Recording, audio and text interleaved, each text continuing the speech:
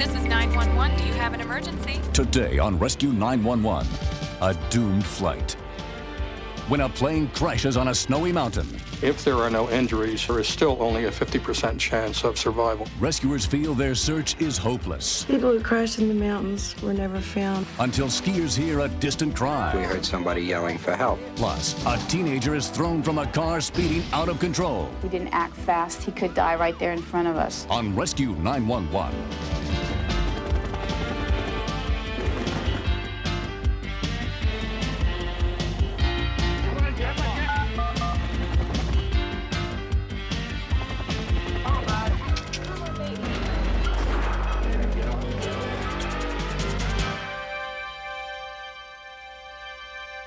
Is he breathing? Even the best training is not always enough when the unexpected strikes. We begin early on the afternoon of January 19th, 1991, a day that Boston Air Traffic Controller Guy Mercier will never forget. So then you have to basically split. Yeah, there was no way to get out when you get out. I got you. After you have or encounter an incident such as I encountered, it's kind of like almost a death in the family.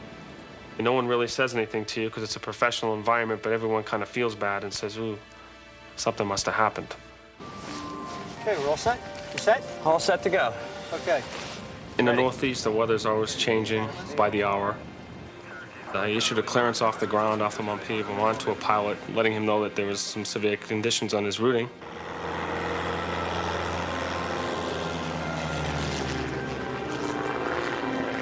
He was climbing to his assigned altitude and got about 20 miles southwest of the airport and started encountering some severe weather conditions. The clouds are really low, and I'm controlling aircraft above him and below him, so he needs a clearance to climb through those clouds. Tower 777 Charlie Lima, climb maintain 8,000. I have routing for you after Albany. Advise when you're ready to go. Okay, well, let me get the there's some clouds up here. I got light mixed ice for about 7,000 to 9,000. Okay, thank you. He was getting a little bit of icing. The problem when icing builds up on your wings is that when the plane starts slowing down, the performance is not there, and if you don't get out of the icing, the pilot has to do a forced landing wherever he is. Okay. 77 Charlie Lima, you on top at 8? Negative, I'm going at 8,000. I realized the top of the ceiling was around 8,500. So if he got at 10,000 feet, he'd be in the clear. Lima, climb maintain 105. I issued a clearance to climb to 10,000 feet, and I noticed that the pilot wasn't climbing. In fact, he started descending. I want all other aircraft to stand by, please. Except Charlie Lima, go ahead. Are you in trouble also? Go ahead. Okay, you said you need lower? You're starting to get very gobbled, sir. It might be because of the icing you picked. Yeah, how about some place to go here? Would you like to turn around and go to Rutland? Are you comfortable with an LDA approach? He was flying over a small airport off of his left wing, and I asked him if he wanted to land there. And the pilot said yes. Establish, maintain 6,000. Okay, you're going to need assistance shooting that approach, sir, or you're going to look it up in your chart. Do you have the chart on? Conditions worsened as the aircraft approached the airport. At 777 Charlie Lima, your radar contact is lost. Radar contact is lost, and suggest... He had gone below our radar coverage. Are you receiving the localizer at all? Yeah, localizer's in and out, sir. What is your altitude now? About 5.5. Okay, sir, you should be safe at 5.5 there. From the 777 Charlie Lima, are you able to maintain at least 5.5 or climb to 6? Negative, I'm down to 4.2 now, got it. He is in trouble now. The mountains are around 5,500 feet in that area.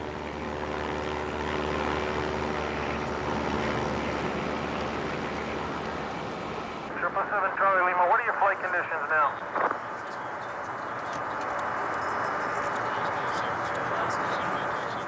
We lost communications with him when he was on the approach, and when we made phone calls to Rutland Airport after we lost communications, they said no aircraft landed there.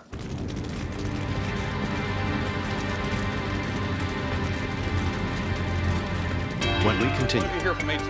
If an airframe is intact, if the weather is relatively mild, and if there are no injuries, there is still only a 50% chance of survival.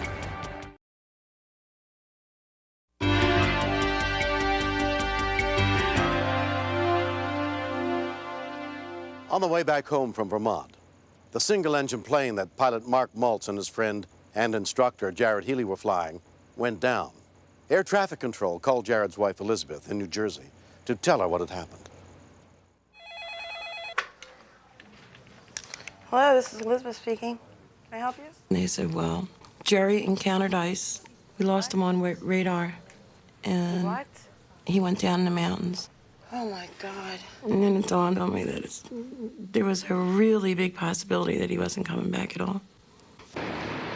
As usual, the all-volunteer Civil Air Patrol was called in to help search for the missing plane. Colonel Robert Johnson was in charge. If an airframe is intact, if the weather is relatively mild, and if there are no injuries, there is still only a 50% chance of survival. Plot these for me, if you will. Let me know if they're 49. The impact of a crash or even a hard landing will activate the emergency locator transmitter. We can pick it up on our direction finding equipment both on the ground and from the air, but we weren't receiving the normal emergency locator transmitter sound from the downed aircraft. The aircraft that has gone down looks about the size of a subcompact car, and below tree line, rarely can you see anything. They said they had to stop the search because of the weather.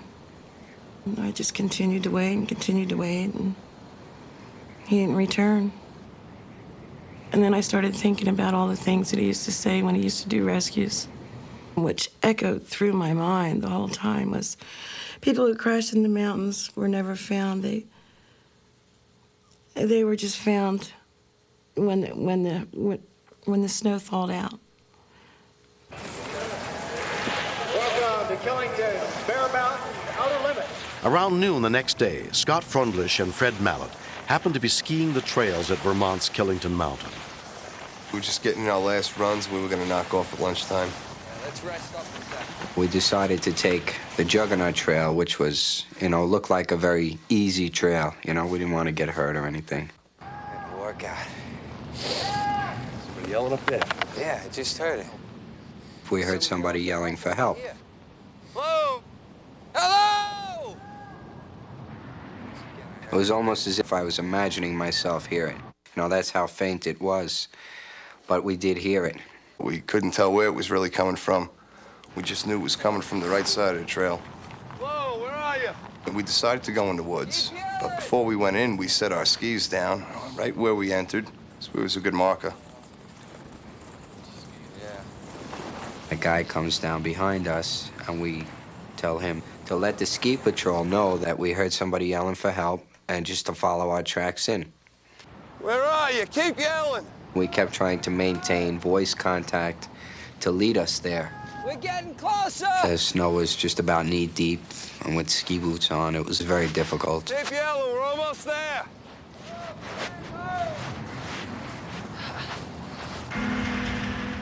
Ski Patrol member Bill Belmonte responded to the call for help. At first, I didn't hear anything, but I did see the two sets of skis sticking in the snow and tracks leading into the woods. And I just figured that some skiers had gone off trail and couldn't find their way back. All right, we're coming. We were that close now we could hear, that he was in a plane crash and that, he wasn't alone.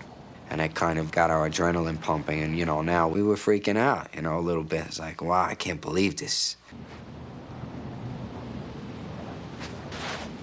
See it? It's up in the tree. I see on top of the ridge.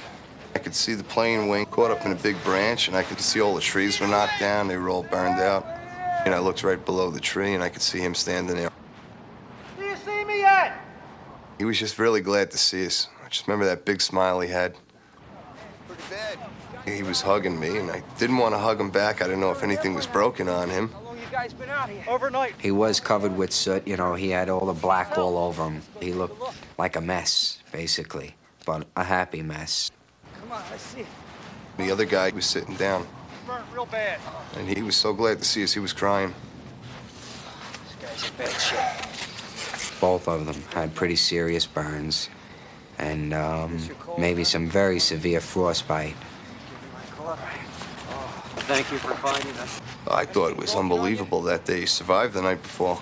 It was a very cold night, and they were all burned up and busted up. They were lucky to be alive. We got ski patrol here, guys. Once I got to the top of the knoll, I could see the fuselage of the plane and the 2 passengers. And I then became very excited, saying, this is it. These are the 2 people that everyone's been looking for. Both passengers are alive. Considering they had fallen from the sky and spent the night in the woods, they were in excellent shape. My snowmobile was parked. I'll never forget that phone call. I was just so relieved and couldn't believe it that I just kind of fell to my knees and thanked God. Jared and Mark were taken to Rutland Regional Medical Center, where they were both treated for burns and frostbite. Jared had also suffered a broken wrist.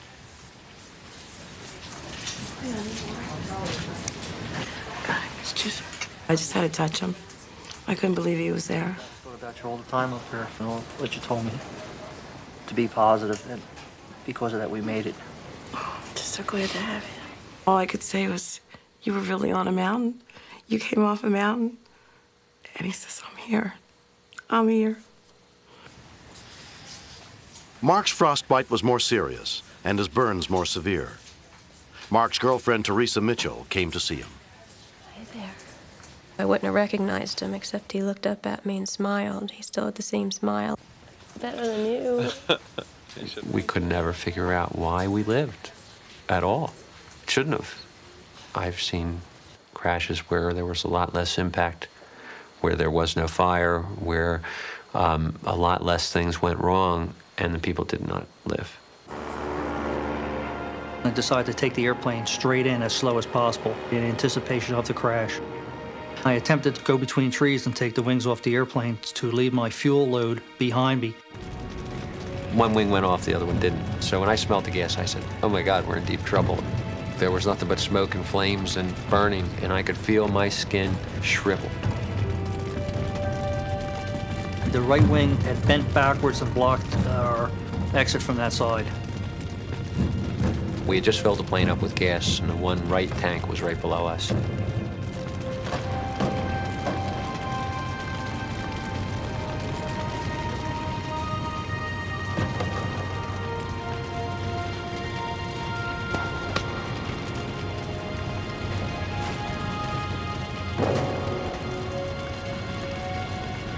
We survive a crash, we survive a fire, and we're basically going to freeze to death out here if they didn't come and find us soon. I was cold immediately, and I only had a t-shirt on. So Jerry gave me the hooded sweatshirt. When I put it on, he looked at me and he says, oh God, don't die, don't die. Although Mark is scarred from his burns and both he and Jared suffered some nerve damage from frostbite, they have otherwise fully recovered. To say it's a religious experience doesn't do it justice. It was miraculous, but all the good luck and all the things that happened in our favor wouldn't have meant anything if it hadn't been for the guys that trudged in there and found us. Uh-oh. How do you say to somebody, you know, my whole life I owe to you now? Nice to meet you again. There's just no real easy way to repay that. How you doing, Jerry? Hey, how are you? Going? Pretty good. You guys look great. They took the extra effort, and I will be forever grateful to them. Mark and Teresa were subsequently married and are expecting their first child in December. The days that used to rush by don't rush by anymore. I always get the opportunity to look at the sky, the trees and grass, and to look at people differently. It made it easier for me to go out of my way for other people. So it's given me a lot more joy back to my life. Next. I'm not what you call a fast driver. I wasn't used to the speed I was traveling, and just a burst of recklessness.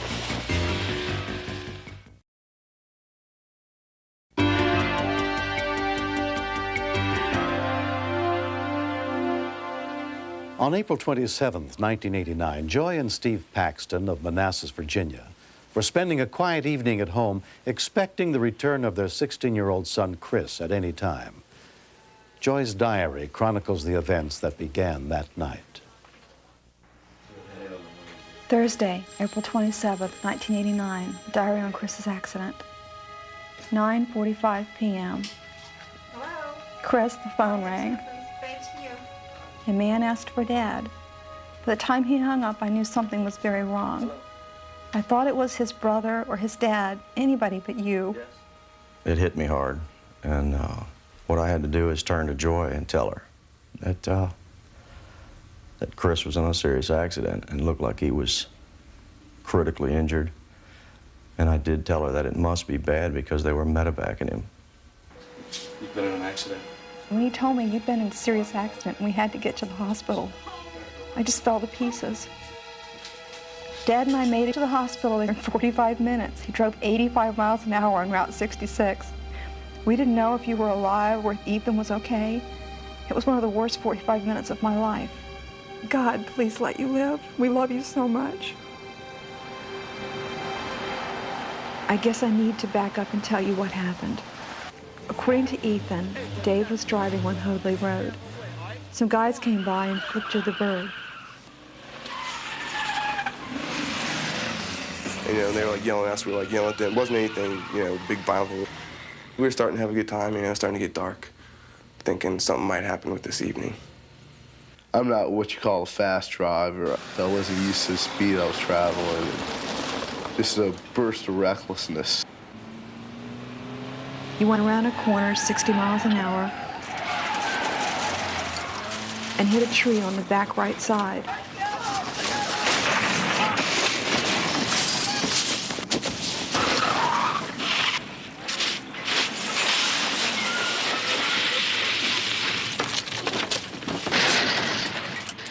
It seemed like we flipped about 20 times. I just sat up and seen that Chris wasn't in the car and seen that Steve wasn't in the car. Dave's car door was open already, so we just got out through there. His seat was broken, so I was able to push the seat up and just get out. Got up and found Steve right away. He was laying about 20 feet away from the car. He was out cold. We find him and he's bleeding, but he's breathing all right. Looked around and couldn't find Chris at first. Finally, we found him up in the ditch, like towards where the crash had started, and he looked pretty messed up.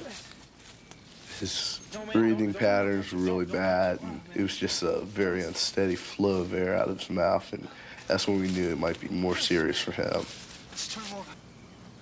Volunteer EMT Carl Johnson heard the call come over the radio. I was on Hoadley Road as the accident got dispatched.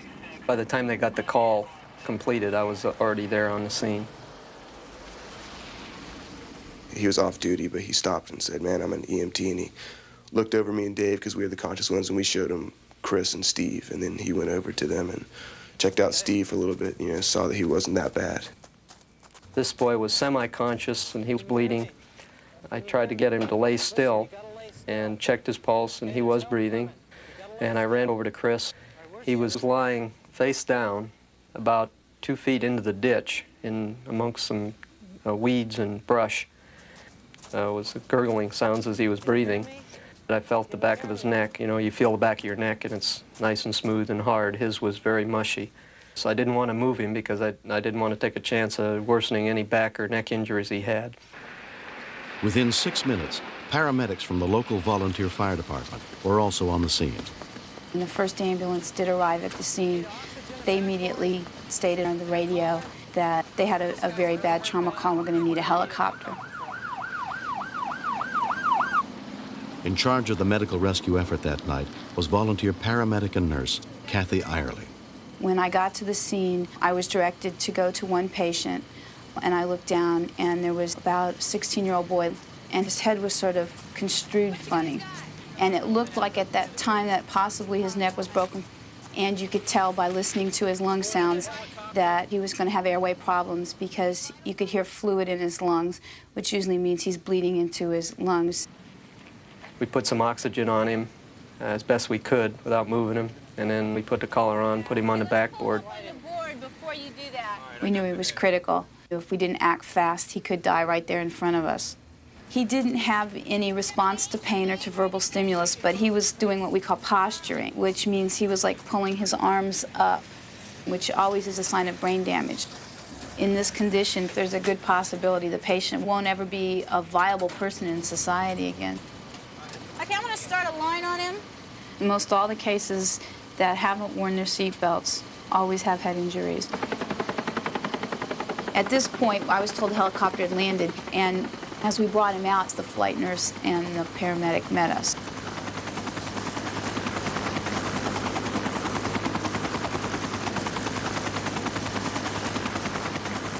Somebody asked me once, if I had to rate Chris critical from 1 to 5, how would I have rated him when I loaded him into a helicopter? And I said, is 5 dead? And he said, yeah. I said, I'd say he's about 4.5.